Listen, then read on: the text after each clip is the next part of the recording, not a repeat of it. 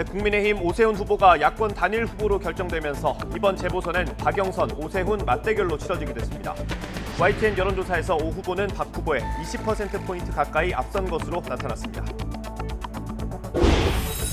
영국 아스트라제네카사의 임상 3상 결과가 예전 데이터를 사용한 잘못된 것일 수 있다고 미 보건당국이 밝혔습니다. 다음 달 신청 예정인 미 긴급사용 승인 허가 전망도 어두워졌습니다. 오늘 발표될 국내 신규 확진자는 하루 만에 다시 400명대가 될 전망입니다. 북한이 지난 주말 단거리 미사일을 발사한 것으로 전해졌습니다. 유엔은 북한 인권 결의안을 합의 채택했는데 한국은 3년째 공동 제안국에서 빠진 반면 미국은 다시 이름을 올렸습니다. 투기 의혹과 관련해 대통령 경호처 과장과 지자체 공무원 등 24명에 대한 정식 수사가 시작됐습니다. 정부는 투기 근절을 위해 땅 소유 기간에 따라 보상을 차등화하는 방안을 검토하고 있습니다. 어제 구글 안드로이드 기반 스마트폰이 모두 먹통이 됐습니다. 구글의 시스템 앱 업데이트 관련 오류였는데 7시간이 더 지나서야 상황을 공지하는 등 또다시 늑장 대응으로 도마에 올랐습니다. 사법농단 재판에서 7번 만에 첫 유죄 판결이 나왔습니다. 재판부는 이민걸 전 법원행정처 실장 등 2명이 양승태 전 대법원장 등과 공모해서 재판에 개입했다며 징역형인 집행유예를 선고했습니다. 여러분 안녕하십니까? 3월 24일 굿모닝 YTN 시작합니다. 경찰이 어머니 이름으로 차명 투기를 했다는 의혹을 받고 있는 하남 시의원 사무실과 집을 압수수색했습니다. 대통령 경호처 과장과 지자체 공무원을 포함해서 24명에 대한 정식 수사도 시작됐습니다. 홍민기 기자입니다. 파란색 상자를 든 경찰 수사관들이 하남시 의회 건물을 빠져나옵니다. 땅 투기 의혹이 불거진 하남시 A 의원을 수사하기 위해 의회 사무실과 자택을 압수수색한 겁니다. 어떤 자료 확보하셨습니까? 추가 압수수색 계획 있으신가요? A 의원의 어머니는 지난 2017년 하남시 천연동의 땅을 3,000제곱미터 넘게 사들였습니다. 매입 비용은 대부분 A 의원 부부가 냈습니다. 이제 어머니가 전혀 수도권이 없어. 다시 파생가 그렇다는데 자금 어디서 나올 수가 없는데 왜 샀느냐. 1년 뒤 이 땅이 3기 신도시 부지에 포함되면서 매입가의 2배에 달하는 보상을 받은 것으로 알려졌습니다. A 의원은 또 땅의 형질을 불법 변경해 하남시로부터 고발되기도 했습니다. 임야로 분류된 땅에 중고차 주차장을 만든 겁니다. A 의원은 어머니가 농사를 짓기 위해 땅을 샀다고 해명했지만 불법 형질 변경에 대해선 답을 내놓지 않았습니다. 피의자로 입건된 LH 전현직 직원 15명에 대한 수사도 계속되고 있습니다. 지금까지 6명을 소환한 경기남부경찰청은 직원 가족들 조사에 이어 이번 주 안에 남은 피의자도 불러 내부정보 이용 여부를 추궁할 방침입니다. 정부 합동특별수사본부는 원정 투기 의혹이 불거진 대통령 경호처 직원과 지방자치단체 공무원 등 24명에 대해 수사에 착수했습니다. YTN 홍민기입니다. 경찰이 구청 공무원의 부동산 불법 투기 의혹과 관련해 인천 중구청을 압수수색했습니다. 인천 중부경찰서는 중구청 문화관광과 사무실에서 관련 서류를 확보했다고 밝혔습니다. 중구청 공무원 A씨는 7년 전 특정 부지의 개발 계획을 미리 알고 가족 명의로 부동산 거래를 해서 차익을 얻은 의혹을 받고 있습니다. 경기 광명 시흥신도시 예정지에서 땅 투기 의혹을 받는 시흥시 의회 의원이 의원직 사퇴서를 냈습니다. 시흥시 의회는 어제 오전 이복희 의원이 사퇴서를 제출했다고 밝혔습니다. 이 의원의 사퇴서에서 그동안 지지해준 시민들에게 죄송하다며 경찰 수사에 성실히 임하겠다고 밝힌 것으로 전해졌습니다. 앞서 이 의원은 지난 2018년 10월 신도시 개발 예정지인 시흥시 과림동 임야 130제곱미터를 딸 명의로 매입했습니다. 조만간 발표될 LH 사태 재발 방지 체계는 신도시 땅 보유 기간을 따져서 보상 정도와 방식을 구분하는 게 거론되고 있습니다. 발표 직전에 땅을 산 사람들에게는 아파트 분양권을 주지 않는 방식을 포함해서 정부가 여러 방안을 두고 고심하고 있습니다. 보도에 신윤정 기자입니다. 지난 2019년 말 준공된 경기도 고양 삼송지구에 있는 주거 전용 단독주택 단지입니다. 3, 4층 높이의 신축 주택 사이로 빈 부지도 남아있고 공사가 진행 중인 곳도 보입니다. 택지 개발 이전 고양 삼송지구 토지주 가운데 원만한 협의로 LH에 땅을 넘긴 이들에게 저렴한 가격에 이런 단독주택 용지가 제공됐습니다. 수도권에서 1000제곱미터 이상의 땅을 보유하고 있다면 실거주 여부나 보유 주택 수와 상관없이 이런 협의 양도인 택지를 우선 공급받을 수 있습니다.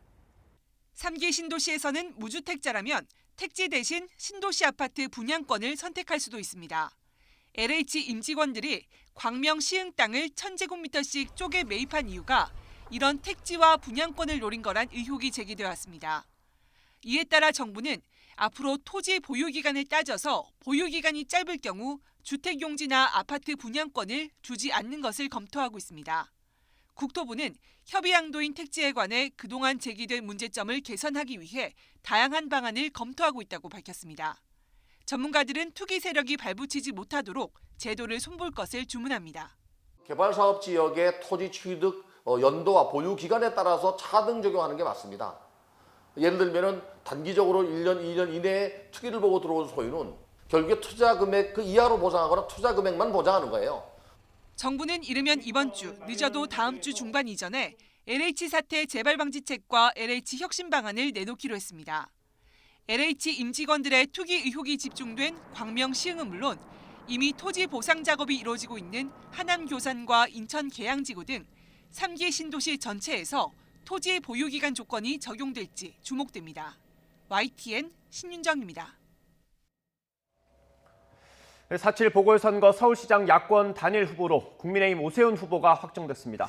고배를 마신 국민의당 안철수 대표는 결과에 승복하고 오세훈 후보의 공동선대위원장직을 맡기로 했지만 정치적으로는 회복하기 힘든 큰 타격을 입게 됐습니다. 우철희 기자입니다. 4.7 서울특별시장 보궐선거의 야권 단일 후보는 국민의힘 오세훈 후보로 결정되었습니다. 마지막까지 예측 불허로 치닫던 야권 서울시장 후보 단일화는 국민의힘 오세훈 후보의 승리로 결론났습니다. 10년 절치부심의 마침표냐 또다시 중도 하차냐의 기로에서 초조하게 결과를 기다리던 오세훈 후보는 끝내 눈시울을 붉혔습니다. 진심으로 감사드립니다. 단일화로 정권을 심판하고 정권 교체의 길을 활짝 열라는 시민 여러분의 준엄한 명령을 반드시 받들겠습니다. 단일화 맞수였던 국민의당 안철수 대표에게는 이내 손을 내밀었습니다. 우리는 단일화 전투에서는 대결했지만 정권 심판의 전쟁에서는 저의 손을 꼭 잡아주십시오. 안 대표에게 시종일관 쓴소리를 내뱉었던 김종인 위원장은 흥행 노력에 감사하다면서도 결과에 승복할지 의구심을 나타냈지만 야권의 흥행을 위해서 여러 가지로 노력을 많이 해주신 데 대해서 대단히 감사하게 생각합니다. 본인도 열심히 시장 선거를 위해서 돕다고 얘기를 했기 때문에 그와 같은 말이 지켜지기를. 안 대표는 서울 시민의 선택을 겸허히 존중한다면서 축하를 건넸습니다. 오세훈 후보님, 진심으로 축하드립니다. 저도 야권의 승리를 위해서 힘껏 힘을 보태겠습니다. 단일화전했던 공동 선거운동 약속도 변함없이 지키겠다는 뜻을 분명히 했습니다. 본선거 있으면 또 다들 거기에 나가실 거죠? 그럼 다 또 저랑 같이 보시겠네요. 예, 수고하십시오. 후보 단일화는 이뤄냈지만 등록이 끝난 터라 보궐선거 당일 투표용지에는 안철수라는 이름은 남되 기표란에 사퇴라고 적히게 됩니다. 본선행 티켓을 거머쥐면서 오세훈 후보는 정치적 명예회복과 대권 주자로 발돋움할 절호의 기회를 잡았다는 평가입니다.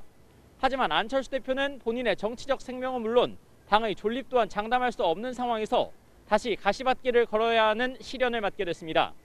YTN 우철입니다. 국민의힘 오세훈 후보는 이른바 셀프 보상 의혹에 대해서 줄곧 당시 시장이었지만 보금자리 주택 사업에 관여하지 않았다고 해명하고 있습니다.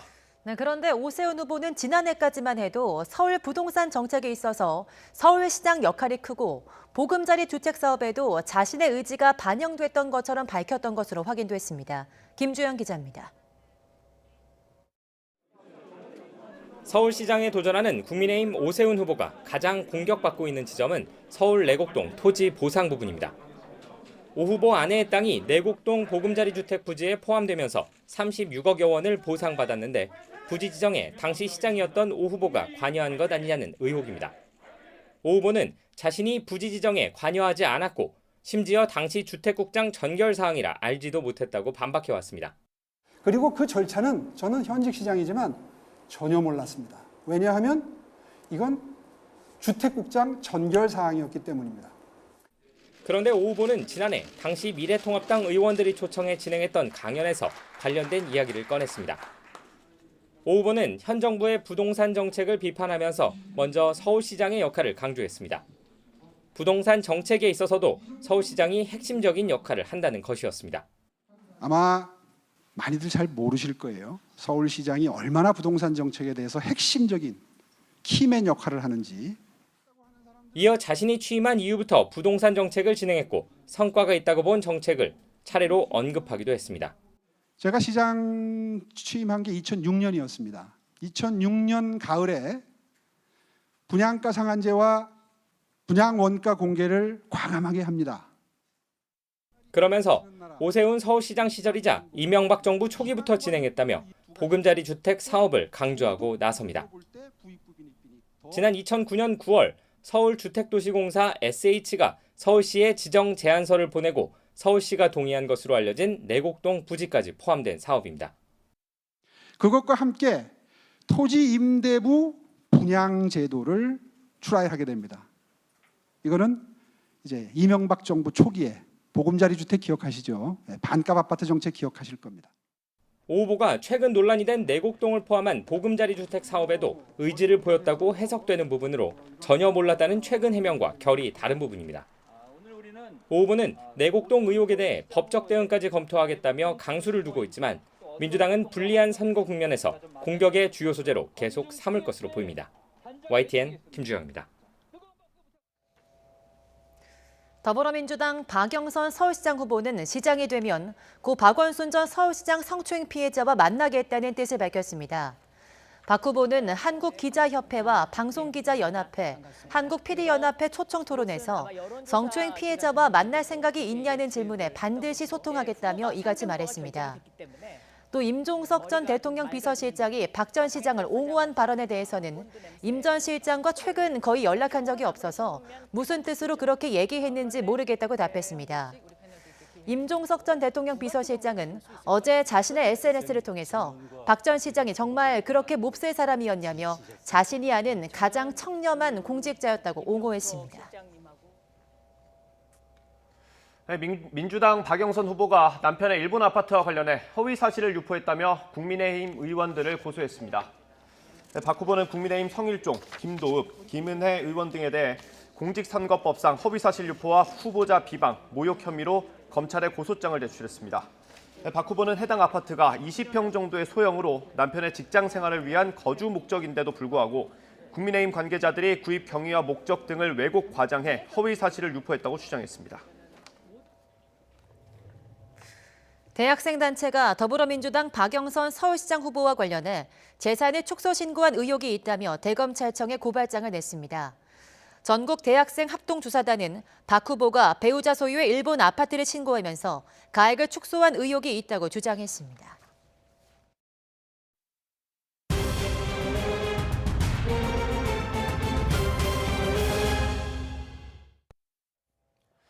아스트라제네카가 미국에서 대규모로 진행한 코로나19 백신 임상 3상 결과를 발표한 지 하루 만에 이 결과가 잘못된 것일 수도 있다는 주장이 나왔습니다.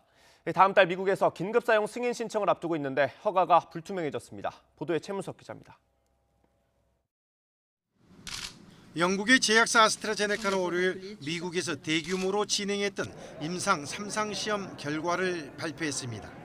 임상시험에서 백신이 코로나19 증상 발현을 예방하는 데 79%의 효능을 보였다는 것입니다. 최근 유럽에서 보고된 것처럼 혈전이 높아진 사례는 발견되지 않았으며 특히 논란이 됐던 고령자들의 백신 접종도 효과가 컸다고 밝혔습니다. 백신 접종에 박차를 가하고 있는 미국 방역당국의 첫 입장은 긍정적이었습니다. The good news is also that there was comparable efficacy across ethnicity and age, namely a very good efficacy, 79.9% in participants who are 65 years of age or older. 그런데 하루 만에 미국 국립알레르기 감염병 연구소는 임상 결과가 부정확할 수 있다는 의혹을 제기했습니다. 임상 결과에 최신 정보가 아닌 게 포함돼 백신의 효능 자료를 온전히 볼 수 없다는 것입니다. 이 같은 지적에 아스트라제네카는 미국의 임상 결과 평가 기관과 협력해 최신 효능 자료에 기반한 초기 분석을 공유하고 이 결과를 48시간 이내에 발표할 것이라고 밝혔습니다. 아스트라제네카는 다음 달 미국에 백신의 긴급 사용 승인을 신청할 계획인데 사용 허가가 불투명해졌습니다. 아스트라제네카 백신은 현재 한국과 영국 등 세계 50개국 이상에서 사용 중이지만 미국에서는 아직 허가를 받지 못했습니다. YTN 최문석입니다. 문재인 대통령 부부가 어제 오전 아스트라제네카 백신을 맞았습니다. 문 대통령과 김정숙 여사는 어제 오전 9시쯤 서울 종로구 보건소를 찾아 아스트라제네카 백신을 맞았습니다. 오는 6월 영국에서 열리는 G7 정상회의 참석을 위한 것으로 국가안보실장 등 순방에 동행하는 일부 청와대 관계자 9명도 함께 접종을 받았습니다. 문 대통령은 백신 접종 이후 30분 동안 대기하고 바로 청와대에 복귀해서 오전 9시 40분부터 1시간 30분 정도 참모회의를 주재했다고 청와대는 밝혔습니다. 또 지금까지 백신 접종이 차질 없이 진행되고 있지만 일상으로의 복귀를 앞당기기 위해서는 접종 속도를 높여야 한다고 강조한 것으로 전해지고 있습니다. 요양병원의 만 65살 이상에 대한 코로나19 백신 접종이 시작된 가운데 일부 요양시설도 접종에 나섰습니다. 요양시설의 만 65살 이상 접종은 오는 30일부터 시작되지만 일부 지방자치단체에서 시점을 일주일 정도 앞당긴 겁니다. 이들 시설의 이번 입소자와 종사자는 모두 아스트라제네카 백신을 맞게 됩니다. 75살 이상 어르신에게 쓰일 화이자 백신 25만 명분이 오늘 오전에 국내로 들어옵니다.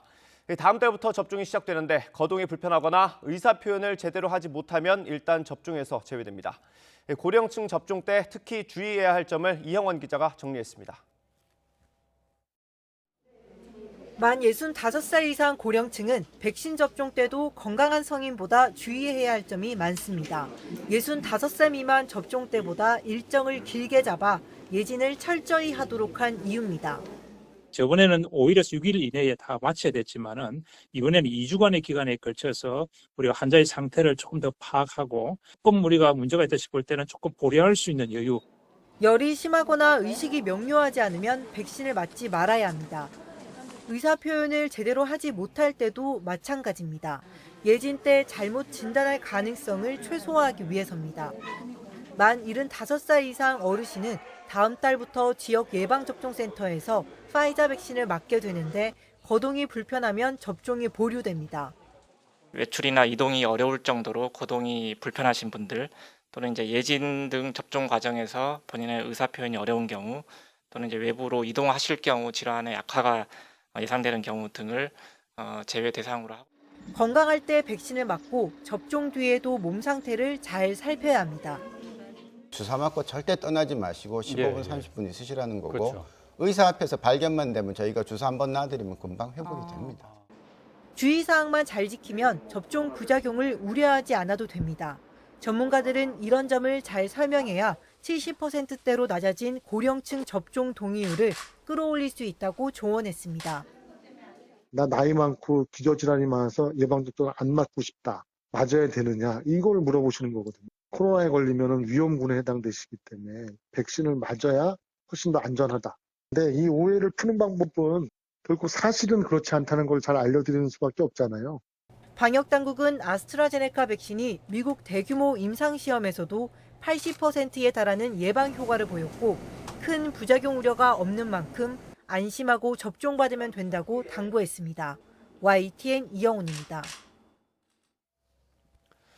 어제도 전국 곳곳에서 확진자가 잇따랐습니다. 어제 0시부터 밤 9시까지 양성 판정을 받은 신규 확진자는 모두 387명으로 전날 같은 시간에 307명보다 80명이 많습니다. 수도권이 283명으로 73.1%, 비수도권이 104명으로 26.9%를 차지했습니다. 이 같은 추세로 볼 때 오늘 0시 기준으로 발표될 신규 확진자 수는 이보다 더 늘어서 400명대 초중반에 달할 것으로 전망됩니다. 북한이 지난 주말 단거리 미사일 여러 발을 시험 발사했다고 미국 워싱턴 포스트가 보도했습니다. 워싱턴 포스트는 상황을 잘 아는 복수의 인사를 인용해서 이번 시험 발사가 조 바이든 미국 대통령에 대한 김정은 북한 국무위원장의 첫 직접적 도전이라고 평가했습니다. 워싱턴 포스트는 대북 정책을 수립 중인 바이든 행정부가 북한이 핵 도발을 재개할 경우 비판을 받을 수 있다는 점에 유념해왔다면서 이번 달 초 북한이 시험을 재개할 수 있다는 신호를 정보당국이 탐지하면서 이런 우려가 더욱 시급해졌다고 3명의 인사를 인용해 전했습니다. 이와 관련해 로이터 통신은 북한이 지난 주말 단거리 미사일 2발을 발사했다고 전했습니다. 북한의 미사일 시험 발사는 보통 우리 합동참모본부의 발표를 통해 공개되는데 외신 보도를 통해 시험 발사 며칠 뒤에 알려지는 건 매우 이례적입니다. 유엔이 북한의 인권 침해와 반인권 범죄를 규탄하는 북한 인권 결의안을 표결 없이 합의로 채택했습니다. 미송한 전쟁 포로의 인권 침해에 대한 우려가 처음으로 담긴 이번 결의안에는 우리나라는 공동 제안국으로 참여하지 않았습니다. 박상남 기자입니다. 유엔 인권이사회는 현지 시간 23일 제46차 회의에서 북한 인권 결의안을 표결 없이 합의로 채택했습니다. 올해까지 19년 연속 채택입니다. 우리 외교부는 북한 주민들의 인권이 실질적으로 개선될 수 있도록 국제사회와 함께 노력한다는 기본 입장에 따라 작년과 마찬가지로 올해도 결의안 채택에 동참했다고 전했습니다. 우리나라는 유럽연합이 제출한 이번 결의안에 공동 제안국으로는 참여하지 않았습니다. 2019년과 20년에 이어 이번이 3번째입니다. 한편 미국은 3년 만에 다시 공동 제안국에 이름을 올렸습니다. 트럼프 행정부 때인 지난 2018년 6월 인권이사회를 탈퇴했던 미국은 조 바이든 행정부 출범과 함께 지난달 인권이사회에 복귀했습니다. 이번 결의안엔 북한에서 오랫동안 자행됐고 지금도 계속되고 있는 제도적이며 광범위하고 중대한 인권 유린을 강력히 규탄한다는 내용이 담겼습니다. 아울러 이산가족 문제의 시급성과 중요성이 강조됐으며 미송한 전쟁 포로와 그 후손의 인권 침해에 대한 우려가 처음으로 담겼습니다. 이에 대해 주 제네바 북한 대표부의 한대성 대사는 결의안이 인권의 진정한 증진과 보호와는 무관하다며 거부한다고 반발했습니다. YTN 박상남입니다. 네, 밤사이 충남 천안 해태제과 공장에서 불이 크게 나 한때 주변 소방 인력이 모두 동원되는 대응 2단계가 발령됐습니다. 경기 남양주에서는 아파트에서 화재가 발생해 주민 100여 명이 대피하기도 했습니다. 간밤 화재 소식 손효정 기자가 보도합니다. 건물을 지탱하던 철근이 엿가락처럼 녹아내렸습니다.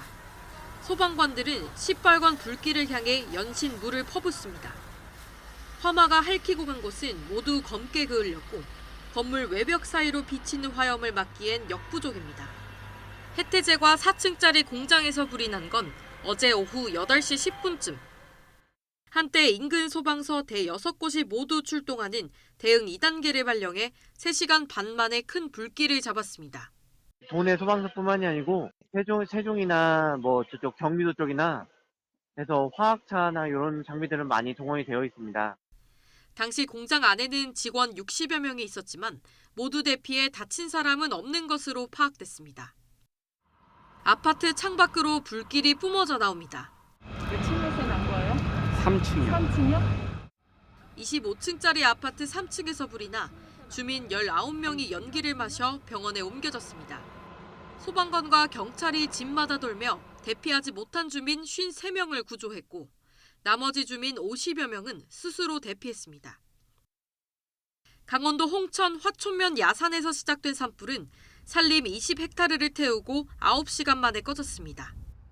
한때 홍천군 보호수인 수령 120년대 소나무에 산불이 번지자 진화대원이 진화에 나서 소나무를 지킬 수 있었습니다. YTN 손유정입니다. 어제 저녁 7시쯤 전남 진도군 병풍도 남쪽 4km 해상에 있던 9톤짜리 어선에서 불이 났습니다. 신고를 접수한 해양경찰은 경비함과 항공기를 동원하고 근처에서 조업하던 어선의 요청에 배에 있던 선원 5명을 모두 구조했습니다. 어제 오후 5시 반쯤 서울 강동구 상일동의 한 아파트 단지 승강기 여러 대가 40여 분 멈추는 사고가 났습니다. 신고를 받고 출동한 소방당국은 아파트 5개 동에서 승강기에 갇힌 주민 14명을 구조했습니다. 이 사고로 다친 사람은 없었습니다. 아파트 측은 알 수 없는 이유로 승강기가 한꺼번에 멈춰섰다며 정확한 사고 원인을 조사하고 있다고 설명했습니다. 양승태 대법원장 시절 사법농단 사태에 연루된 전직 법관들에게 처음으로 유죄 판결이 내려졌습니다. 특정 판사 모임을 와해시키려 한 이민걸 전 법원행정처 기획조정실장과 통합진보당 재판에 개입한 이규진 전 대법원 양형위원회 상임위원이 1심에서 징역형의 집행유예를 선고받았습니다. 임성호 기자입니다. 사법농단 사태에 연루된 전현직 법관들이 1심 선고가 예정된 법정에 줄줄이 출석합니다. 사법행정권 남용 의혹으로만 1, 2심 합쳐 이번이 7번째 판결로 이민걸 전 법원행정처 기획조정실장과 이규진 전 대법원 양형위원회 상임위원, 방창현 전 전주지법 부장판사, 심상철 전 서울고등법원장 등 4명이 대상입니다. 이들은 양승태 전 대법원장 등 대법원 수뇌부와 공모해 옛 통합진보당 의원들의 행정소송에 개입하거나 사건 정보를 유출한 혐의 등으로 기소됐습니다.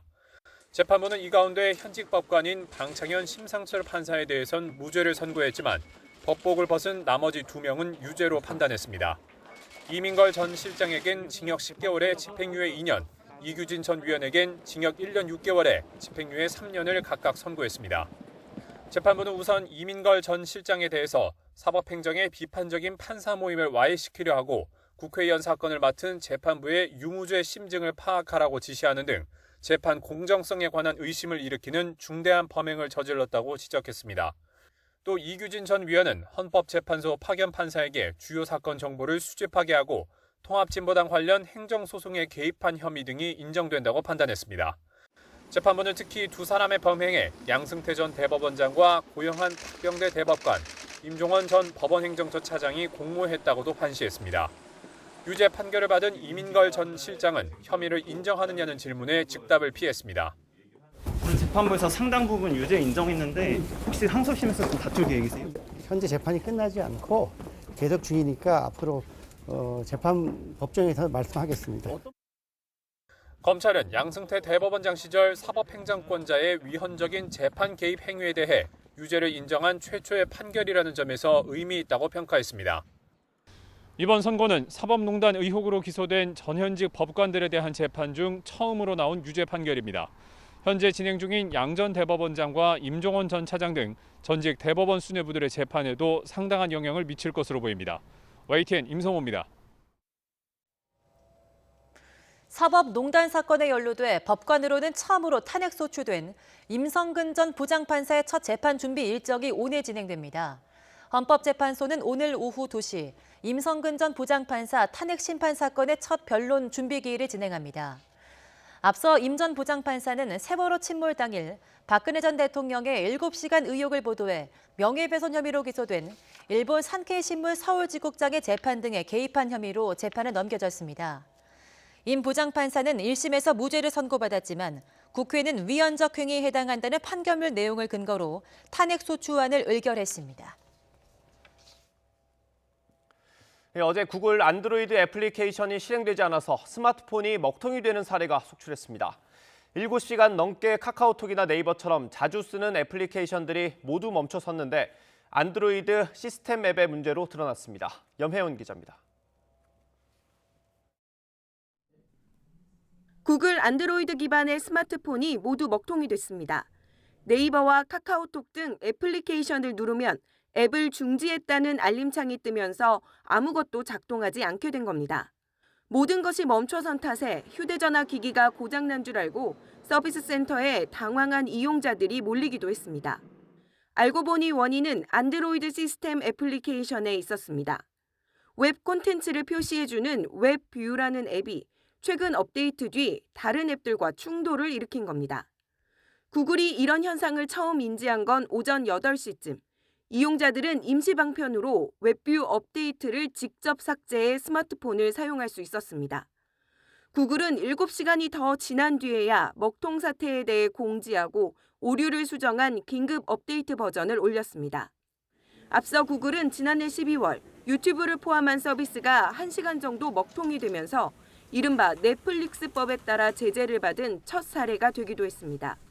과학기술정보통신부는 서비스 안정을 위한 설비 점검과 재발 방지 방안 제출을 비롯해 향후 유사한 문제가 발생할 경우 구글 코리아가 빨리 장애 관련 사실을 고지하고 한국 언론에 알리도록 했습니다. 당시 구글은 솜방망이 처벌 비판에도 불구하고 이렇게 위기를 넘겼지만 반복되는 늑장 대응으로 또다시 논란의 중심에 서게 됐습니다. YTN 염혜원입니다. 구미의 3살 여자아이 사망 사건을 수사하고 있는 경북 구미경찰서는 친모 48살 성모 씨의 임신과 출산을 확인하기 위해 인근 산부인과에 대한 대대적인 압수수색을 벌였습니다. 경찰은 구미 씨와 김천 씨, 칠곡군의 전체 산부인과 의원과 대구 지역 일부 산부인과 의원 등 170곳을 압수수색해서 석 씨의 진료 기록을 찾고 있습니다. 하지만 지금까지 석 씨의 진료 기록이 확인되지 않아서 다른 지역까지 확대해야 할지 고심하고 있습니다. 축구 스타 기성용 선수의 성폭력 가해 의혹은 결국 법정 공방으로 이어지게 됐습니다. 기성용에게 고소 경위를 확인하는 경찰 조사로 법적 절차가 시작될 가능성이 큽니다. 수사와 재판 과정 그리고 쟁점을 짚어봤습니다. 조성호 기자입니다. 끝까지 갈 거고요. 꼭 진실에 대해서는 모든 걸 다 밝힐 거고 모든 걸 다 총동원해서 앞으로는 자비란 없습니다. 기성용은 성폭력 의혹이 불거진 지 한 달 만에 법적 대응에 나섰습니다. 피해자라며 폭로한 C씨와 D씨를 정보통신망법상 명예훼손 혐의로 경찰에 고소하고 5억 원의 민사상 손해배상금도 청구했습니다.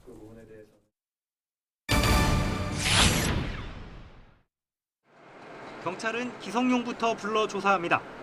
고소하게 된 경위를 듣는 절차입니다. 초등학교 시절 동료와 지도자들에 대한 광범위한 조사가 불가피합니다.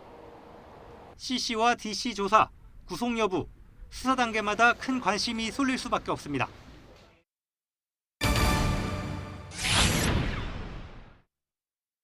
(21년) 전 일이라 영상이나 사진 같은 객관적 증거를 찾긴 쉽지 않은 상황.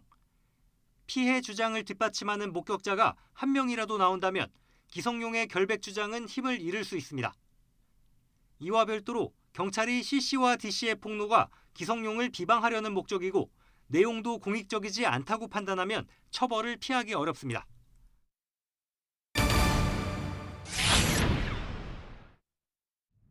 손해배상 소송은 따로 진행됩니다.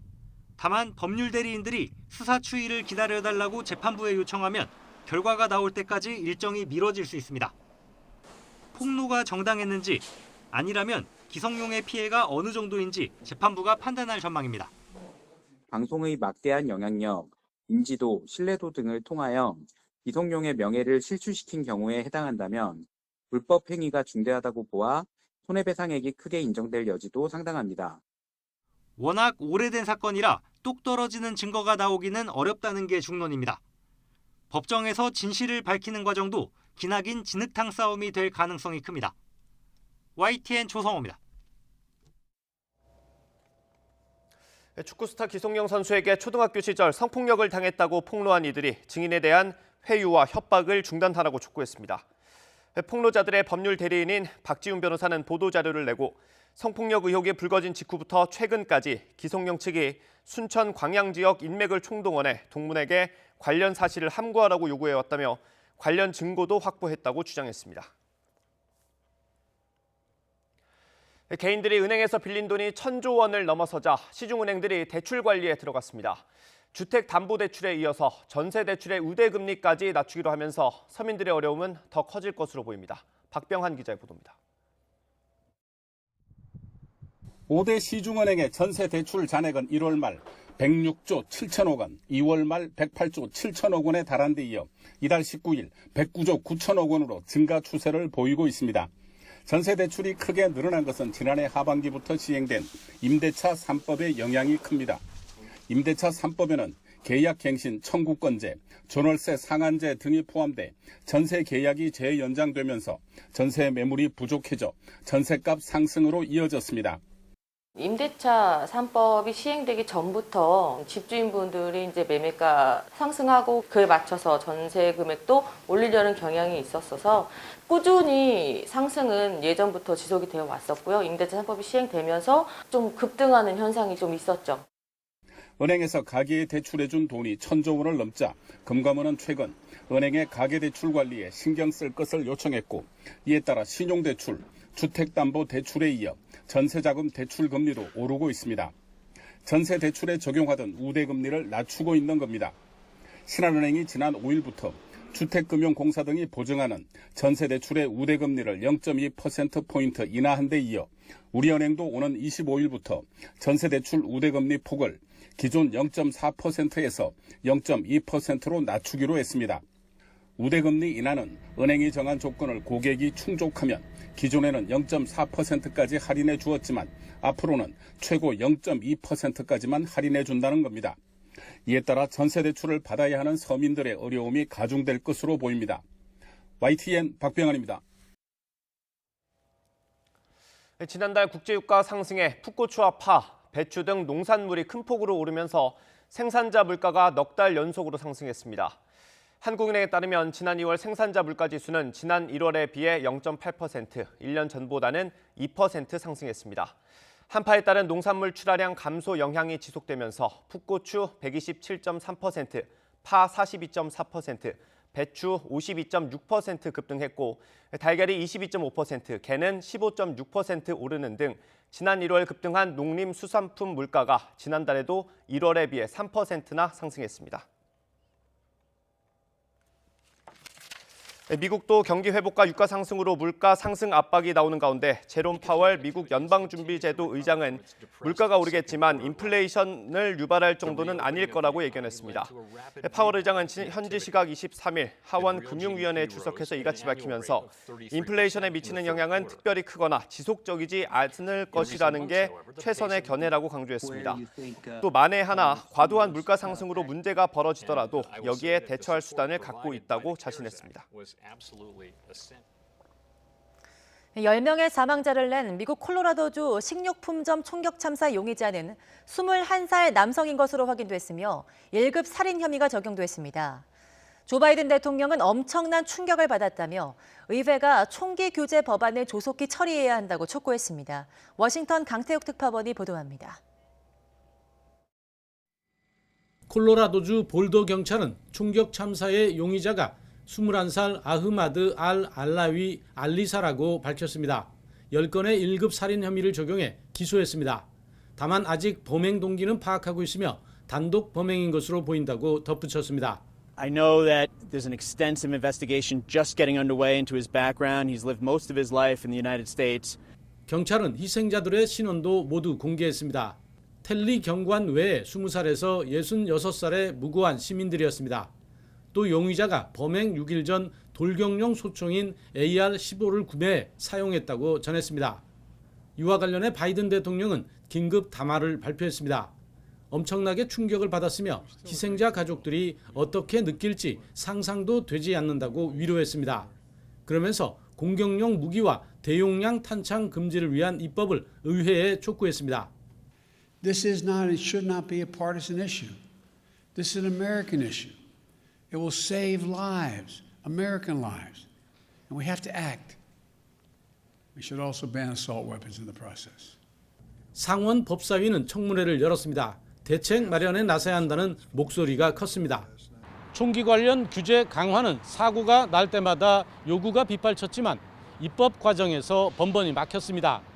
한 주 사이 참사가 연이어 터진 데다 상하원을 모두 장악한 민주당 소속 대통령이 강력히 촉구한 만큼 이번에는 다를지 주목됩니다. 워싱턴에서 YTN 강태욱입니다. 이번 총격 참사 희생자 중 한 명인 경찰이 7자녀의 아버지인 것으로 전해졌습니다. CNN 방송은 총격으로 숨진 경찰관인 51살 에릭 텔리가 7자녀를 뒀으며 첫째가 20살이라고 보도했습니다. 2010년부터 콜로라도주 볼더에서 경찰로 일한 텔리는 식료품점에서 벌어진 총격 신고가 911에 들어오자 곧바로 출동했으며 현장에 도착한 첫 경찰이었다고 CNN 방송은 전했습니다. 미국 전역의 한인들이 애틀랜타 총격 사건 희생자들을 추모하는 온라인 행사를 열기로 했습니다. 재미 한인 단체인 한미연합회와 뉴욕 한인회를 비롯한 미 곳곳의 주요 한인회는 온라인 기자회견을 열어 현지 시간으로 오는 26일에 미국 전역에서 동시 촛불 추모식을 연다고 밝혔습니다. 뉴욕 한인회장은 회견에서 미 전역에서 정해진 시간에 전국적으로 다 같이 목소리를 낸다는 의미가 크다며 지금까지 연락한 40여 개 한인회가 모두 참가 의사를 밝혔다고 말했습니다. YTN은 12대 무력 진압을 명령받은 뒤 양심의 가책을 느껴 달아난 한 미얀마 경찰 청년과 화상 인터뷰를 진행했습니다. 남녀노소 가리지 말고 머리를 향해 총을 쏘라는 명령 이후 임신부까지 숨지는 모습을 보고 도주를 결심했다고 합니다. 정현우 기자입니다. 2달 전만 해도 미얀마 남부경찰서에서 우편 업무를 담당했던 뚜예인 씨. 지난달 1일 군부 쿠데타가 벌어지고 항의 시위가 이어지자 사무직인데도 시위 현장에 투입됐습니다.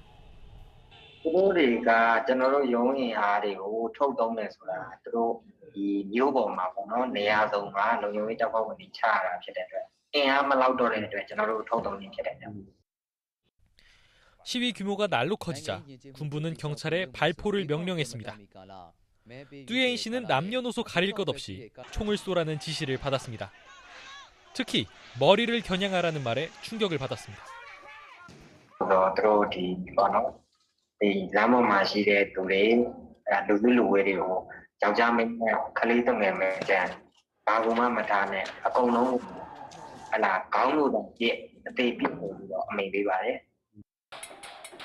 처음엔 시위대가 경찰 통제선을 넘으면 발포했지만 나중엔 이런 원칙조차 사라졌습니다.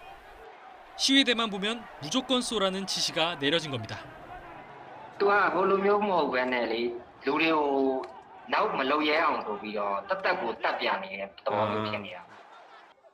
총격에 숨진 사람 4명을 직접 목격했는데 그중엔 임산부도 있었습니다.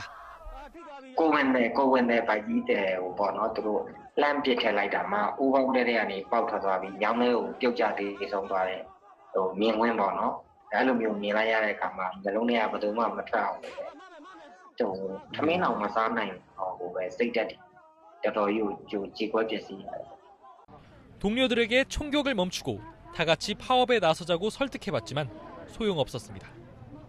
뚜예인 씨는 결국 경찰에서 도망쳐 나와 무장 반군이 있는 소수민족 지역으로 넘어갔습니다.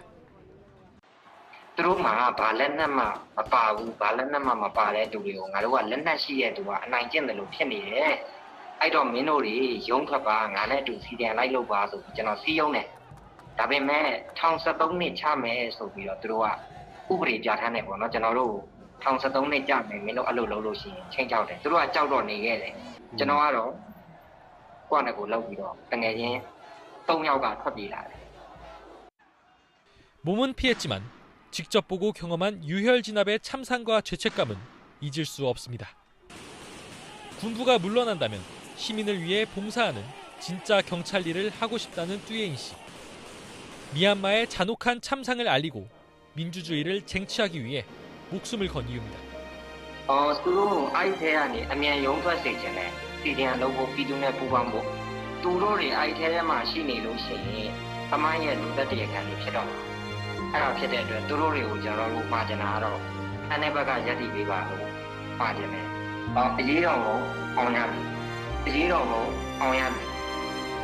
YTN 정현우입니다. 쿠데타 이후 무자비한 유혈 진압으로 국제사회의 강력한 비판에 직면한 미얀마 군사 정권이 오히려 시위대의 책임을 돌렸습니다. 군정 대변인인 조민툰 준장은 기자회견에서 군경의 시위 진압 과정에서 164명이 숨졌다고 밝히고 이에 대해서는 군부도 슬픔을 느끼고 유감스럽다고 언급했습니다. 그러나 조민툰 준장은 기물을 파괴하고 불안을 부채질했다며 시위대의 책임을 돌렸습니다. 방글라데시의 로힝야족 난민촌에서 현지 시간 22일 대형 화재가 발생해 15명이 숨지고 약 400명이 실종되는 큰 인명피해가 발생했습니다. 데일리스타 등 방글라데시 언론과 외신에 따르면 전날 오후 방글라데시 남부 콕스바자르에 있는 로힝야족 난민 캠프에서 큰 불이 났습니다. 유엔 난민기구 측은 이번 불로 15명이 숨지고 약 400명이 실종됐으며 560명이 다쳤다고 밝혔습니다. 또 만 채 이상의 가옥이 파괴돼 4만 5천 명 이상의 이재민이 발생했다고 설명했습니다. 네, 오늘 출근길은 날이 한결 풀렸습니다. 전국 대부분 지역의 아침 기온이 어제와 비교해 2, 3도가량 더 오르면서 크게 춥다는 느낌은 덜한데요. 지금 현재 서울 기온도 영상 5.9도로 예년 수준을 웃돌고 있고요. 한낮에는 16도까지 기온이 올라서 포근함이 가득하겠습니다. 다만 기온 차이는 제법 나는 편이기 때문에 체온 조절할 수 있는 옷차림은 잘 챙겨주셔야겠습니다. 오전까지는 대기 상황이 좋지 못하겠습니다. 어제 유입된 황사와 미세먼지가 축적되면서 지금 서쪽 지역의 초미세먼지 농도가 높아져 있는 상황인데요. 먼지는 오후부터 대기 확산이 원활해지며 보통 수준을 회복하겠습니다. 낮 동안에는 구름 사이로 봄 햇살이 내리쬐며 기온을 끌어올리겠습니다. 전국 대부분 지역에서 15도로 웃돌며 따스하겠습니다. 오늘 서울 낮 기온은 16도, 대전과 광주는 18도, 대구 17도 등으로 어제와 비슷하겠습니다. 당분간 일교차 큰 봄 날씨가 이어지겠고요. 토요일 오후부터 일요일 사이에는 전국에 봄비가 내릴 전망입니다. 한편 대기는 점점 더 건조해지면서 곳곳으로 화재 사고가 잦습니다. 특히 영동 지역에는 건조주의보가 내려진 가운데 오늘 낮까지 초속 10m 안팎의 다소 강한 바람이 불어들겠는데요. 화재 사고 발생하지 않도록 불조심해 주시기 바랍니다. 지금까지 YTN 최하미입니다.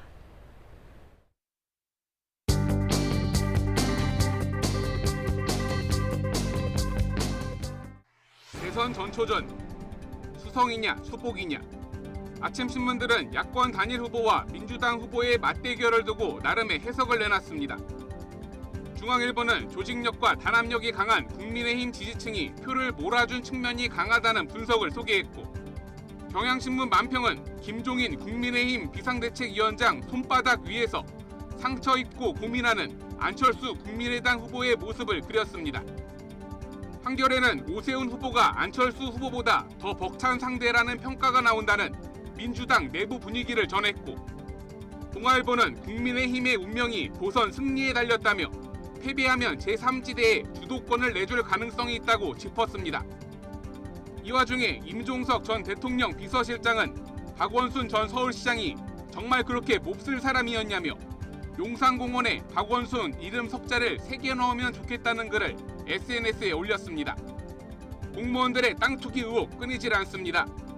세종시에선 공무원 일가가 개발 정보를 미리 빼내 국가산업단지 발표 전에 농지를 사들였다는 의혹을 경찰이 수사 중이고, 경기도에선 기업 투자 업무를 담당하는 공무원이 용인 반도체 클러스터 개발 발표 전에 땅을 샀는데 지금은 5배 정도 올랐다고 합니다. 국세청이 낸 부동산 세제 관련 책 주택과 세금이 베스트셀러에 올랐습니다. 조선일보는 정부의 땜질식 부동산 대책에 따른 복잡한 세제가 인기 비결이란 한 세무사의 말을 실었습니다. 비트코인의 시스템 유지와 거래에 드는 전력량이 인구 1,700만 명의 네덜란드 전체 사용량과 맞먹는 수준이라며 거래가 늘수록 환경이 파괴된다는 걱정의 목소리가 나왔고, 뉴스메이커 트럼프 전 대통령이 퇴임한 뒤 CNN의 최근 5주간 시청률이 45%나 떨어지는 등 미국 주류 방송사들의 시청률이 뚝 떨어졌다는 소식입니다. 주간 브리핑 권남기입니다. 국민의힘 오세훈 후보가 야권 단일 후보로 결정되면서 이번 재보선은 박영선, 오세훈 맞대결로 치러지게 됐습니다. YTN 여론조사에서 오 후보는 박 후보의 20%포인트 가까이 앞선 것으로 나타났습니다. 영국 아스트라제네카사의 임상 3상 결과가 예전 데이터를 사용한 잘못된 것일 수 있다고 미 보건당국이 밝혔습니다. 다음 달 신청 예정인 미 긴급사용 승인 허가 전망도 어두워졌습니다. 오늘 발표될 국내 신규 확진자는 하루 만에 다시 400명대가 될 전망입니다. 북한이 지난 주말 단거리 미사일을 발사한 것으로 전해졌습니다. 유엔은 북한 인권 결의안을 합의 채택했는데 한국은 3년째 공동 제안국에서 빠진 반면 미국은 다시 이름을 올렸습니다. 투기 의혹과 관련해 대통령 경호처 과장과 지자체 공무원 등 24명에 대한 정식 수사가 시작됐습니다. 정부는 투기 근절을 위해 땅 소유 기간에 따라 보상을 차등화하는 방안을 검토하고 있습니다.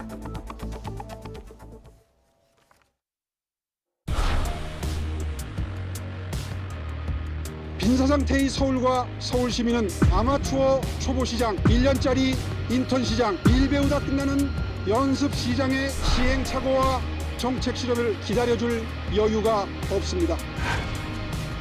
정말 감사합니다. 사실 지난 10년 동안 많이 죄송했습니다. 여러분의 용서를 받을 수 있는 날을 저 나름대로 준비해왔습니다. 단일화로 정권을 심판하고 정권 교체의 길을 활짝 열라는 시민 여러분의 준엄한 명령을 반드시 받들겠습니다.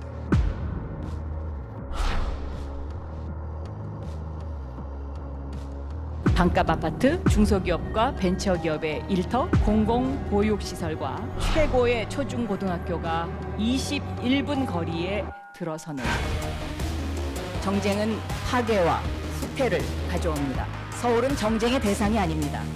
봄과 같은 시장이 되겠습니다.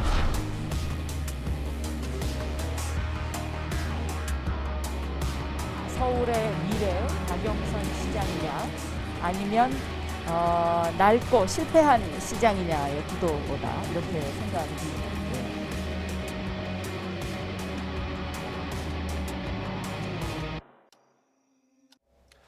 민주당 박영선 서울시장 후보는 야권 단일 후보로 확정된 국민의힘 오세훈 후보를 향해서 낡고 실패한 시장이라며 강하게 비판했습니다. 네, 민주당은 오 후보가 무상급식에 반대하며 시장직에서 사퇴한 전력과 내곡동 땅 셀프 특혜 의혹을 거론하면서 MB 아바타란 프레임으로 총공세에 나섰습니다. 김대근 기자가 보도합니다. 서울의 미래대 낡고 실패한 시장. 야권 단일 후보로 국민의힘 오세훈 후보가 확정되자 더불어민주당 박영선 후보는 4월 보궐선거를 이렇게 규정했습니다. 또 오 후보가 대권 잠룡으로 거론된 점을 겨냥해 자신이야말로 서울에 몰두해 혁신과 개혁, 성장 동력을 만들 후보라고 강조했습니다. 그동안에 콩밭에 가서 다른 일을 하려고 하다가 그 일이 잘 안 되니까 서울로 다시 돌아온 재탕, 삼탕 후보 아닙니까? 그런데 지금 시대는 새로운 서울시장을 원하고 있습니다. 단일화 경선 전부터 민주당은 안철수 후보보다 오세훈 후보에 대한 비판에 더욱 집중해왔습니다.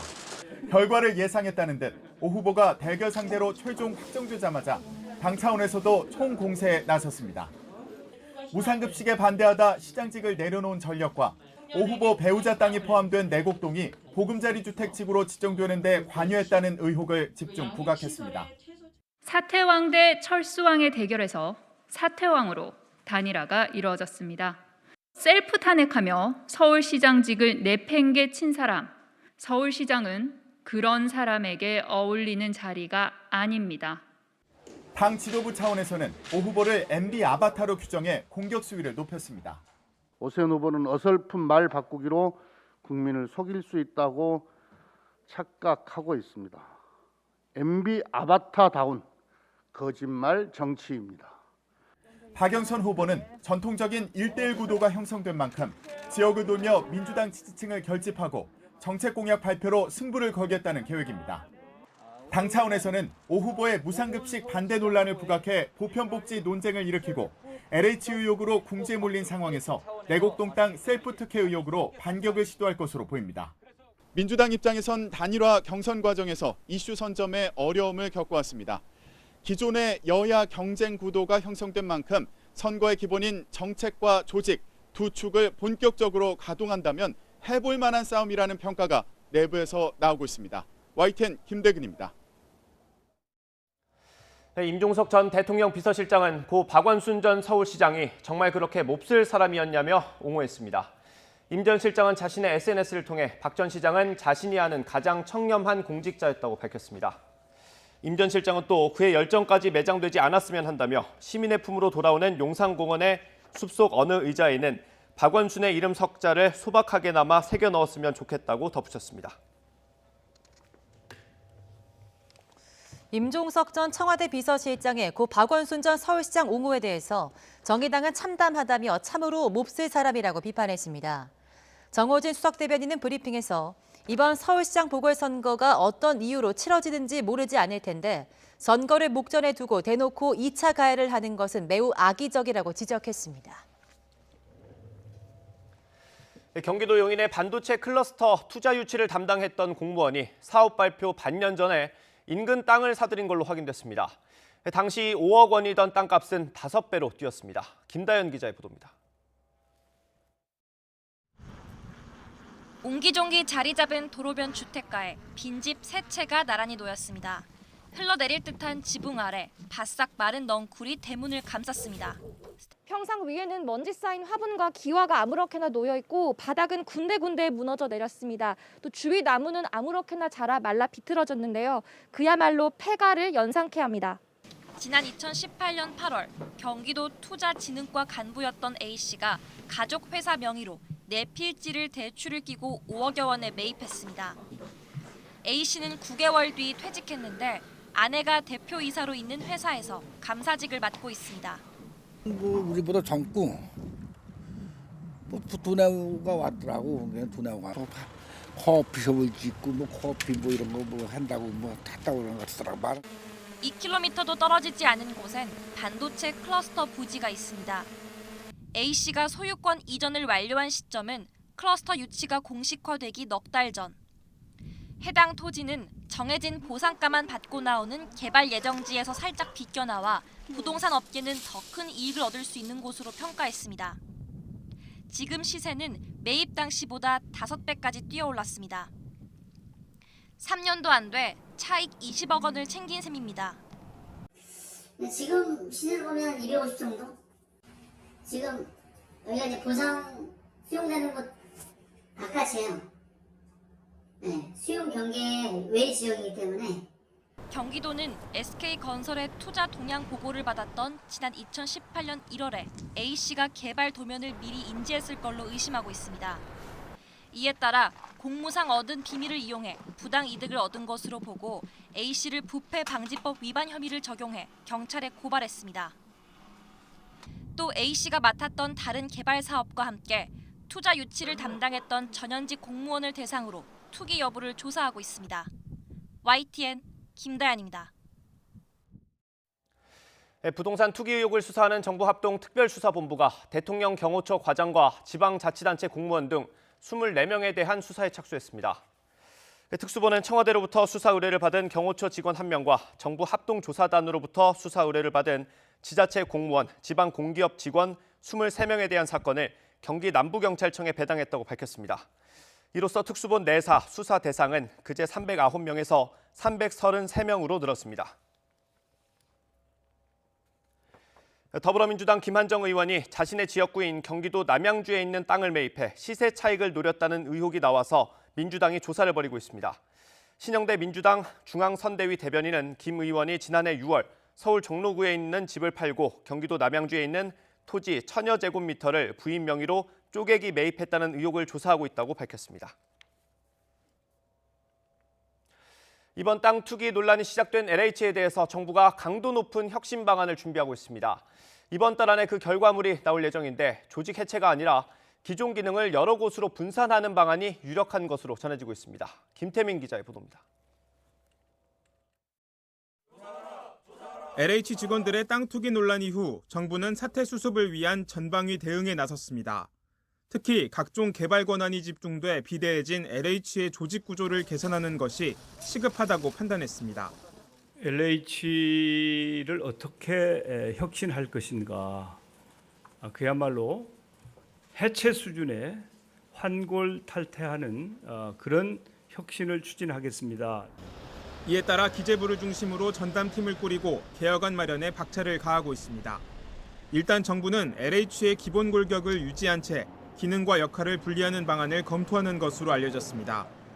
현 시점에서 LH를 여러 조직으로 분리해 해체한다면 당장 시급한 주택 공급 대책 추진에 차질이 불가피하기 때문입니다.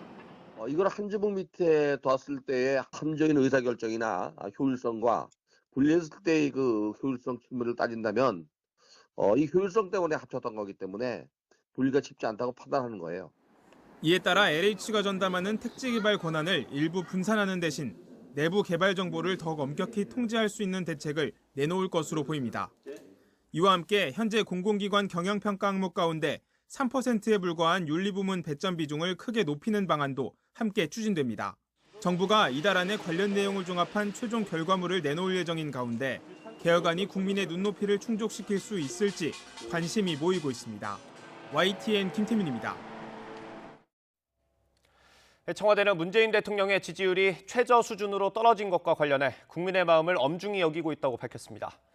청와대 핵심 관계자는 어제 기자들과 만나서 부동산 투기 근절을 요구하는 민심을 알고 있다면서 이같이 말했습니다.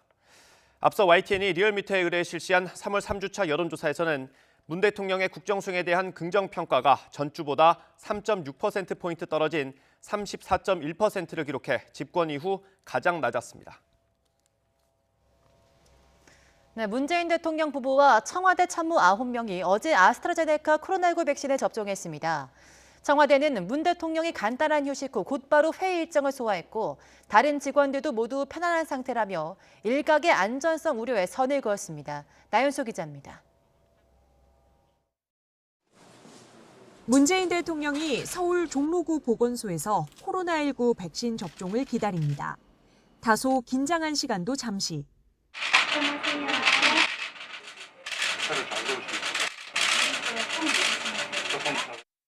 백신 접종이 순식간에 끝납니다.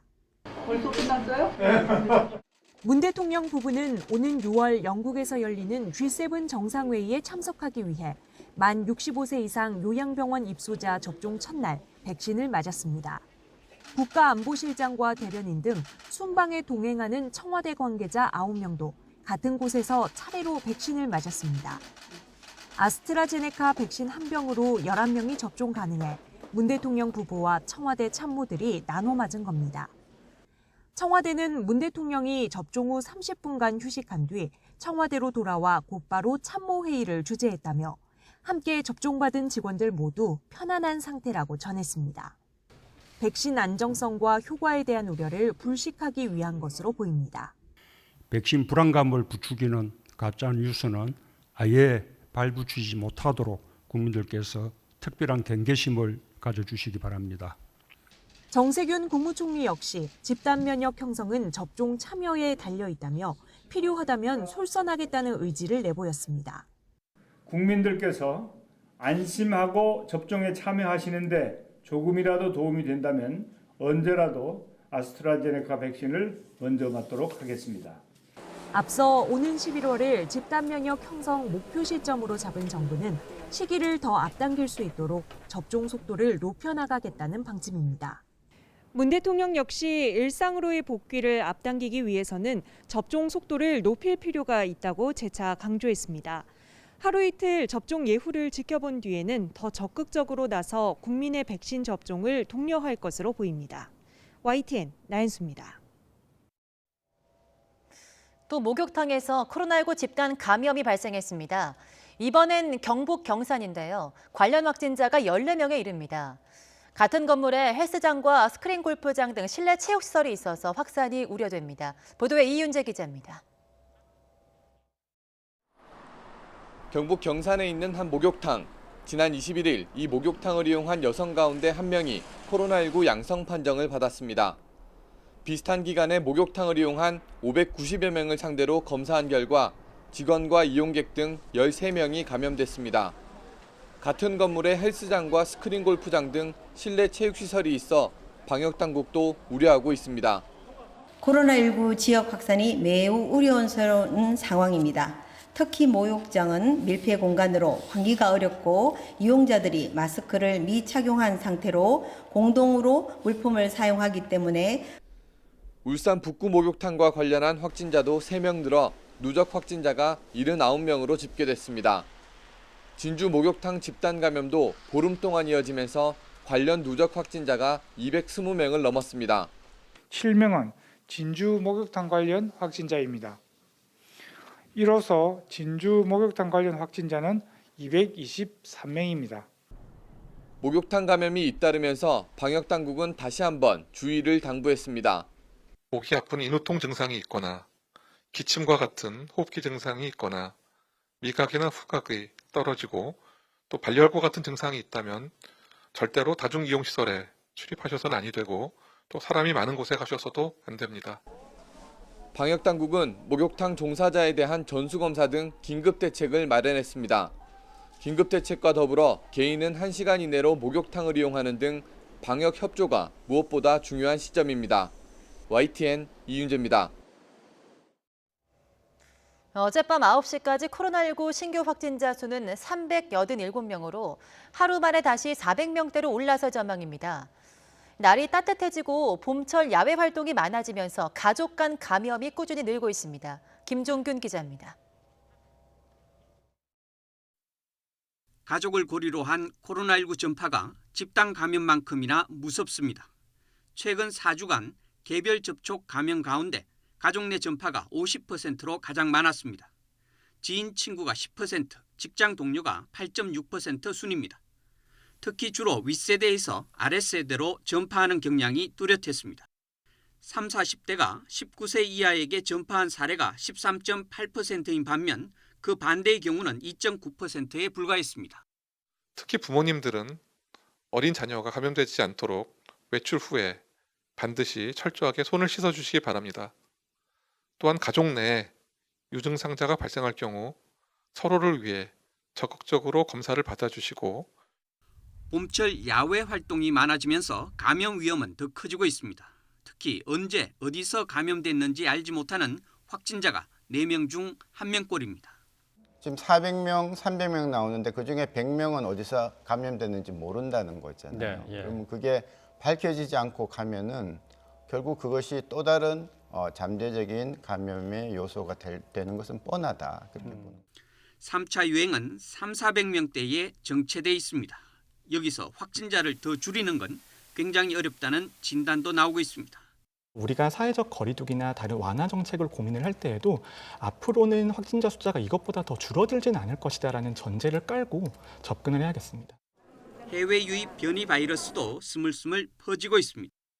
정부는 이번 주 확산 추이를 보고 다음 주부터 적용할 거리두기 조정안을 금요일쯤 확정 발표할 예정입니다.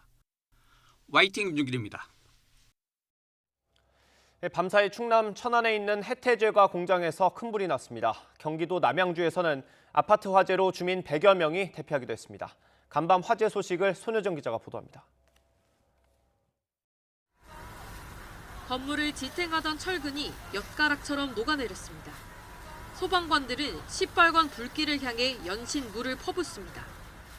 화마가 핥히고 간 곳은 모두 검게 그을렸고 건물 외벽 사이로 비치는 화염을 막기엔 역부족입니다. 해태제과 4층짜리 공장에서 불이 난 건 어제 오후 8시 10분쯤. 한때 인근 소방서 대6곳이 모두 출동하는 대응 2단계를 발령해 3시간 반 만에 큰 불길을 잡았습니다. 도내 소방서뿐만이 아니고 세종이나 뭐 저쪽 경기도 쪽이나 해서 화학차나 이런 장비들은 많이 동원이 되어 있습니다. 당시 공장 안에는 직원 60여 명이 있었지만 모두 대피해 다친 사람은 없는 것으로 파악됐습니다. 아파트 창밖으로 불길이 뿜어져 나옵니다. 몇 층에서 난 거예요? 3층이요. 3층이요? 25층짜리 아파트 3층에서 불이 나 주민 19명이 연기를 마셔 병원에 옮겨졌습니다. 소방관과 경찰이 집마다 돌며 대피하지 못한 주민 53명을 구조했고 나머지 주민 50여 명은 스스로 대피했습니다. 강원도 홍천 화촌면 야산에서 시작된 산불은 산림 20헥타르를 태우고 9시간 만에 꺼졌습니다. 한때 홍천군 보호수인 수령 120년대 소나무에 산불이 번지자 진화대원이 진화에 나서 소나무를 지킬 수 있었습니다. YTN 손유정입니다. 북한이 지난 주말 단거리 미사일 여러 발을 시험 발사했다고 미국 워싱턴 포스트가 현지 시각 23일 보도했습니다.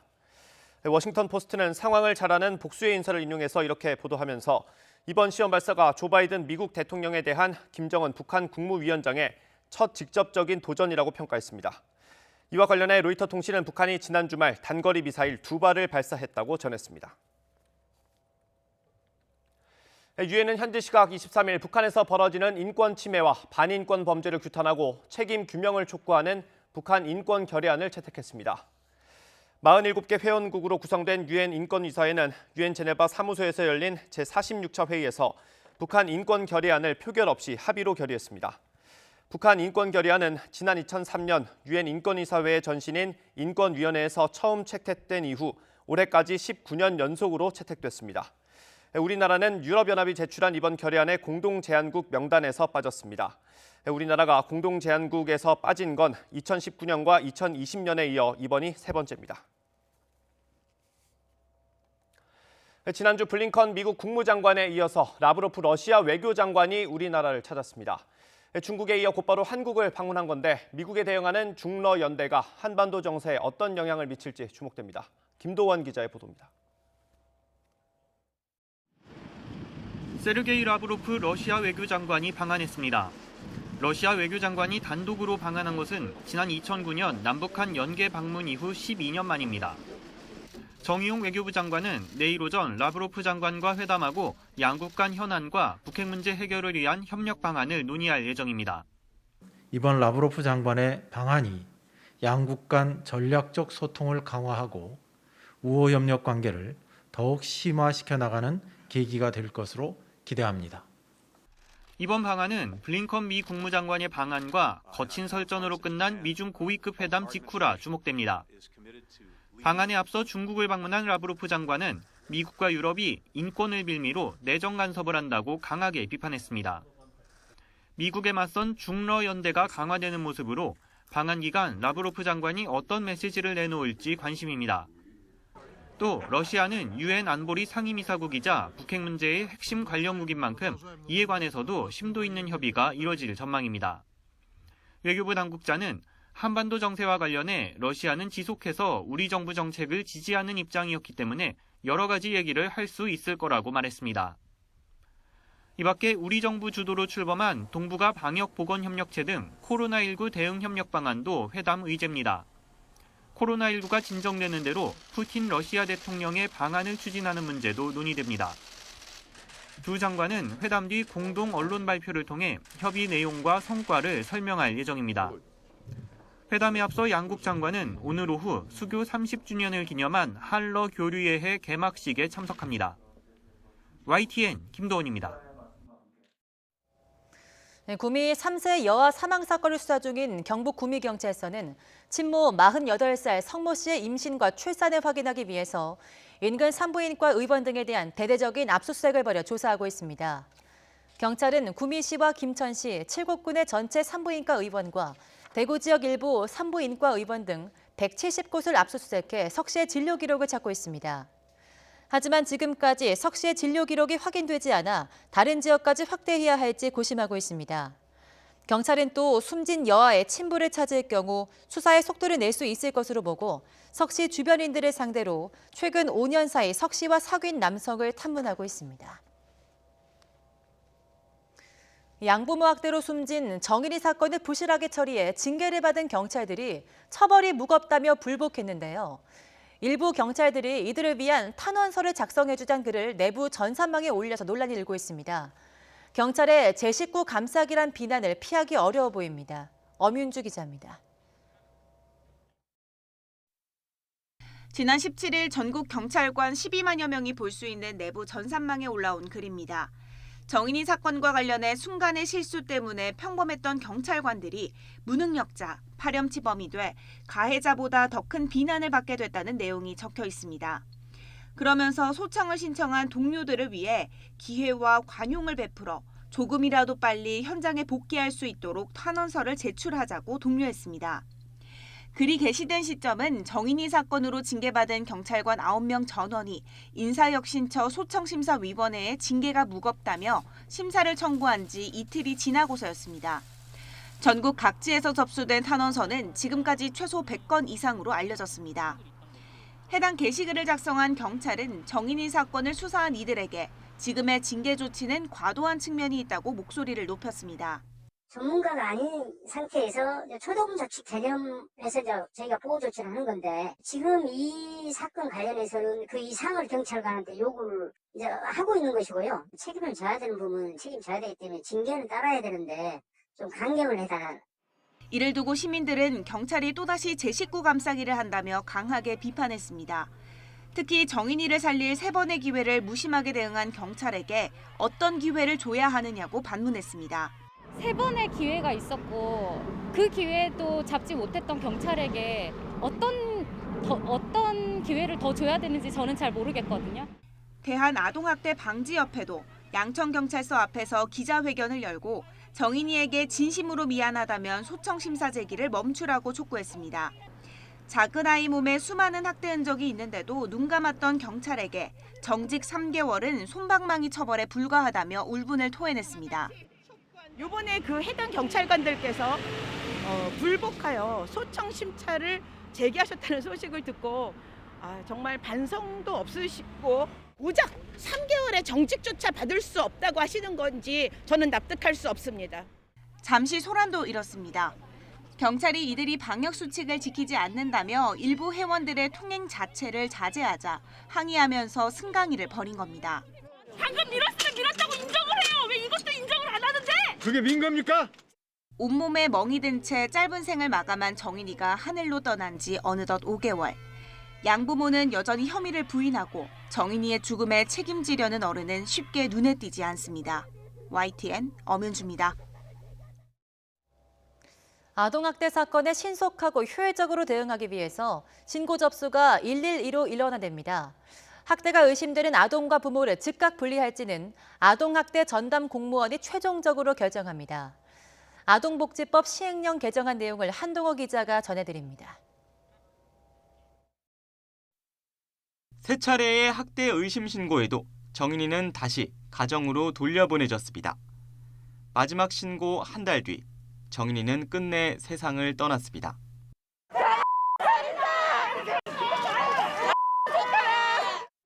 정인이와 같은 아동학대 사건을 막기 위해 즉각 분리제도가 오는 30일부터 시행됩니다. 즉각 분리제도는 응급조치 뒤 보호 공백이 발생했거나 재학대 우려가 강해 조사가 필요한 경우 지자체의 보호조치 결정이 있을 때까지 피해 아동을 아동보호시설 등에서 보호하는 제도입니다. 1년에 2차례 이상 학대 신고가 접수된 아동의 현장 조사 과정에서 학대가 강하게 의심되거나 보호자가 아동에게 거짓 답변을 유도하는 경우에 즉각 분리가 이루어집니다. 즉각 분리 결정은 아동학대 전담 공무원이 경찰과 협의한 뒤 최종적으로 결정합니다. 전담 공무원이 즉각 분리 여부를 판단하기 어려우면 의료인 등 전문가가 참여하는 통합회의를 열 수 있습니다. 아동학대 신고는 112로 일원화하고 아동학대 상담은 129 보건복지부 상담센터와 지자체, 아동보호 전문기관에서 담당합니다. 밤이나 새벽, 휴일에 들어온 신고는 경찰이 현장을 확인한 뒤 전담 공무원에게 동행 출동을 요청해 협업하도록 했습니다. 이 같은 지침은 현재 서울 강동구와 부산 수영구 등 전국 10개 시군구에 시범 적용됐습니다. 정부는 미비점을 보완한 뒤 다음 달 최종안을 시행할 예정입니다. YTN 한동우입니다. 양승태 대법원장 시절 사법행정권 남용 의혹에 연루된 법관들에게 처음으로 유죄가 선고됐습니다. 서울중앙지방법원은 직권남용, 권리행사 방해 등의 혐의로 재판에 넘겨진 이민걸 전 법원행정처 기획조정실장에게 징역 10개월에 집행유예 2년을 선고했습니다. 또 함께 기소된 이규진 전 대법원 양형위원회 상임위원에게는 징역 1년 6개월에 집행유예 3년을 선고했습니다. 재판부는 특히 이들과 양승태 전 대법원장, 고영한, 박병대 대법관, 임종원 전 법원행정처 차장의 공모관계도 일부 인정된다고 언급했습니다. 과거 김학의 전 법무부 차관 불법 출국금지 의혹 수사를 무마했다는 의혹을 받는 이성윤 서울중앙지검장이 사건을 다시 공소처에 돌려보내야 한다고 주장했습니다. 이 지검장 측은 입장문을 통해 공소처법 제25조 제2항에 따라 공소처가 이첩받은 사건을 검찰로 다시 이첩할 수 없고 전속적 수사 권한을 위임할 수 없다고 밝혔습니다. 수원지검은 그동안 이 지검장에게 4차례 피의자 신분으로 출석하라고 통보했지만 이 지검장은 모두 불응했습니다. 가상자산으로 만든 트윗 한 줄이 무려 33억 원에 팔려서 화제를 모으고 있습니다. 최근 수집가 사이에서 열풍이 불고 있는 이른바 NFT가 인기가 식을 줄 모르고 있는 건데요. 일각에서는 NFT 열풍이 터무니없다며 거품이 잔뜩 끼었다는 비판도 나오고 있습니다. 이여진 기자입니다. 트위터 최고 경영자 잭 도시는 자신이 2006년 처음 올렸던 지금 막 내 트위터를 설정했음이라는 한 줄짜리 트윗을 가상자산인 NFT, 즉 대체 불가능한 토큰 형태로 팔겠다며 지난 6일 경매에 붙였습니다. 2주 만에 290만 달러, 우리 돈 33억 원의 가치를 지닌 가상화폐로 판매됐습니다. 예술 작품이 아닌 트위터 기록마저 고가에 팔리는 등 NFT 열풍이 수집계에 큰 바람을 일으키고 있습니다. NFT는 암호화폐처럼 블록체인 기술을 활용해 디지털 콘텐츠에 고유한 인식값을 부여하는 방식입니다. 일반적인 동영상이나 이미지, 음악 파일은 대량 복제가 가능하고 원본을 파악하기 어렵지만 NFT는 소유권이나 판매 이력 등의 정보가 모두에게 내용이 공유되는 블록체인에 저장되기 때문에 원본임을 증명할 수 있습니다. 원래 디지털 아트나 미디어 아트는 온라인상에 한번 업로드가 되면 그 누구나 볼 수 있고 무단으로 복제 및 불법 복제를 할 수 있는 그런 리스크가 되게 컸는데요. 여기에 이제 NFT 기술을 적용을 시키게 되면은 그 작품에 대한 그 소유권을 명확하게 기술적으로 주장을 할 수가 있고. 지난 11일 크리스티 경매에서 이 기술이 적용된 비플의 작품 매일 첫 5,000일이 6,930만 달러, 우리 돈 783억 원에 판매되기도 했습니다. 하지만 정작 비플은 NFT에 거품이 끼어 있다며 언젠가는 이 거품이 빠질 것으로 예상했습니다. What? I don't even know. Like, I can't even. It's like an unfathomable number, to be quite honest. It's just crazy. 테슬라 최고 경영자 일론 머스크는 한 노래를 NFT 형태로 경매에 붙인다고 했다가 입찰가가 112만 1,000달러, 우리 돈 12억 6,500만 원까지 치솟자 판매 계획을 철회하기도 했습니다. 작품의 소장 가치를 희소성과 이름값에만 기대고 있는 게 아니냐는 비판의 목소리도 거셉니다. 뉴욕 브루클린에서 활동하는 영화감독 알렉스 말리스는 자신과 친구의 방귀 소리를 모아 만든 NFT 매물 마스터 컬렉션이 48만 원에 판매됐다며 NFT 열풍을 조롱했습니다. 말리스는 미친 시장의 이면에 디지털 예술 애호가 대신 빨리 부자가 되려는 투기꾼들이 있다며 NFT 열풍이 터무니없다고 비판했습니다. 투자회사 하그립스 랜스다운의 수석 투자 분석가 수제나 스트리터는 BBC에 현재 NFT에 부는 열풍이 다른 대상으로 옮겨가면 NFT 자산은 순식간에 가치가 떨어질 수 있다고 경고했습니다. YTN 이여진입니다. 모두 10명이 숨진 미국 콜로라도주 식료품점 총격 참사의 용의자는 21살 남성인 것으로 확인됐습니다. 콜로라도주 볼더 경찰은 현지 시각 23일 브리핑을 통해 용의자는 21살 아흐마드 알리위 알리사라고 밝혔다고 외신이 보도했습니다. 경찰은 용의자에게 1급 살인 혐의를 적용해서 기소했다며 곧 볼더 카운티 구금시설로 이송할 예정이라고 밝혔습니다. 경찰은 피해자 10명의 신원도 공개했는데 희생자들은 51살 에릭 텔리 경관을 비롯해 20살에서 65살의 시민들로 확인됐습니다. 방글라데시의 로힝야족 난민촌에서 대형 화재가 발생해서 가옥 수천 채가 불에 탔습니다. 사망자가 다수 발생했고 부상자도 수백 명에 이릅니다. 김정회 기자입니다. 불길이 맹렬한 기세로 번지며 집들을 집어삼킵니다. 거대한 검은 연기는 쉴 새 없이 하늘로 치솟습니다. 갑작스러운 화재에 몸만 빠져나온 주민들. 하루아침에 살 곳을 잃은 임신부는 서러움에 눈물만 흐릅니다. 현지 시간 22일 방글라데시 남부의 로힝야족 난민촌에서 큰 불이 났습니다. 불은 10시간 만에 꺼졌지만 가옥 등 수천 채가 불에 탔습니다. 인명피해도 컸습니다. 외신들은 유엔 난민기구와 목격자들의 말을 인용해 여러 명이 숨지고 수백 명이 다쳤다고 전했습니다.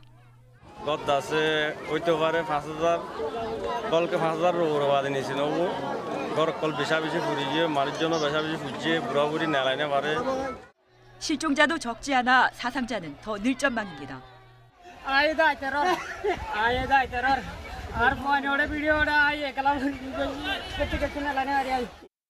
피해가 컸던 건 난민촌 집들이 나무 판자와 비닐로 만들어져 화재에 취약했기 때문입니다. 정확한 화재 원인은 밝혀지지 않고 있는데 최근 나흘간 3차례 화재가 발생했던 것으로 알려졌습니다. 당국은 이번 화재의 경우 어딘가에서 시작된 불이 가스 폭발로 이어진 것으로 추정하고 있습니다. 불이 난 콕스바자르 지역은 2017년 미얀마군의 소탕 작전을 피해 도망친 로힝야족들이 정착할 수 있도록 방글라데시가 제공한 곳입니다. 미얀마는 그동안 방글라데시 정부를 상대로 이들의 송환을 시도했지만 로힝야족의 거부로 번번이 무산됐습니다. 방글라데시 정부는 최근 외딴 섬에 주거 시설을 마련해 10만 명의 이주를 추진하는 것으로 알려졌습니다. YTN 김정희입니다.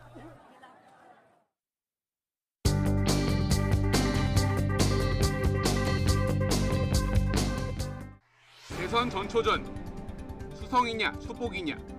아침 신문들은 야권 단일 후보와 민주당 후보의 맞대결을 두고 나름의 해석을 내놨습니다. 중앙일보는 조직력과 단합력이 강한 국민의힘 지지층이 표를 몰아준 측면이 강하다는 분석을 소개했고, 경향신문 만평은 김종인 국민의힘 비상대책위원장 손바닥 위에서 상처 입고 고민하는 안철수 국민의당 후보의 모습을 그렸습니다. 한겨레는 오세훈 후보가 안철수 후보보다 더 벅찬 상대라는 평가가 나온다는 민주당 내부 분위기를 전했고, 동아일보는 국민의힘의 운명이 보선 승리에 달렸다며 패배하면 제3지대에 주도권을 내줄 가능성이 있다고 짚었습니다.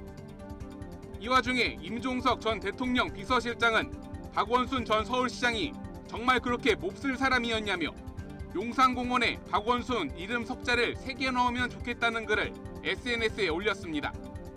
공무원들의 땅 투기 의혹 끊이질 않습니다. 세종시에선 공무원 일가가 개발 정보를 미리 빼내 국가산업단지 발표 전에 농지를 사들였다는 의혹을 경찰이 수사 중이고, 경기도에선 기업 투자 업무를 담당하는 공무원이 용인 반도체 클러스터 개발 발표 전에 땅을 샀는데 지금은 5배 정도 올랐다고 합니다. 국세청이 낸 부동산 세제 관련 책 주택과 세금이 베스트셀러에 올랐습니다. 조선일보는 정부의 땜질식 부동산 대책에 따른 복잡한 세제가 인기 비결이란 한 세무사의 말을 실었습니다.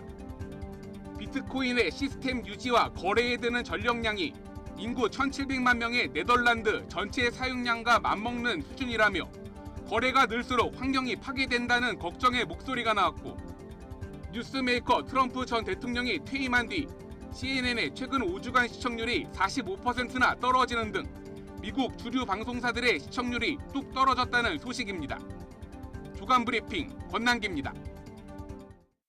오늘 출근길은 어제보다 쌀쌀함이 덜합니다. 현재 서울 기온 5.9도로 어제보다 그리고 예년보다 3도가량 높은데요. 한낮에도 16도까지 오르면서 포근한 봄 기운을 느끼기 좋겠습니다.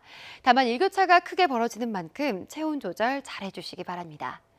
현재 서쪽 지역을 중심으로 여전히 공기가 답답합니다. 대기가 정체되면서 어제 유입된 황사와 미세먼지가 쌓였기 때문인데요. 오늘 오전까지 서울 등 중서부와 일부 남부 지역의 먼지 농도가 짙게 나타나겠지만 오후에는 대기 확산이 원활해지면서 미세먼지가 해소될 것으로 보입니다. 오늘도 맑은 날씨가 이어지며 영동 지역은 대기가 무척 건조하겠습니다. 건조주의보가 내려진 가운데 낮까지 바람까지 강하게 불겠는데요. 화재 예방에 신경 써주시기 바랍니다. 오늘 낮 기온은 어제와 비슷하거나 조금 높겠습니다. 서울 6도, 대전과 광주 18도, 강릉은 20도까지 오르겠습니다. 당분간 대체로 맑고 포근하겠지만 일교차가 크게 벌어지겠고요. 주말 동안에는 전국에 비가 내릴 전망입니다. 날씨였습니다. 네, 굿모닝 YTN 여기서 마치겠습니다. 잠시 후 YTN 24가 이어집니다. 함께해 주신 여러분 고맙습니다.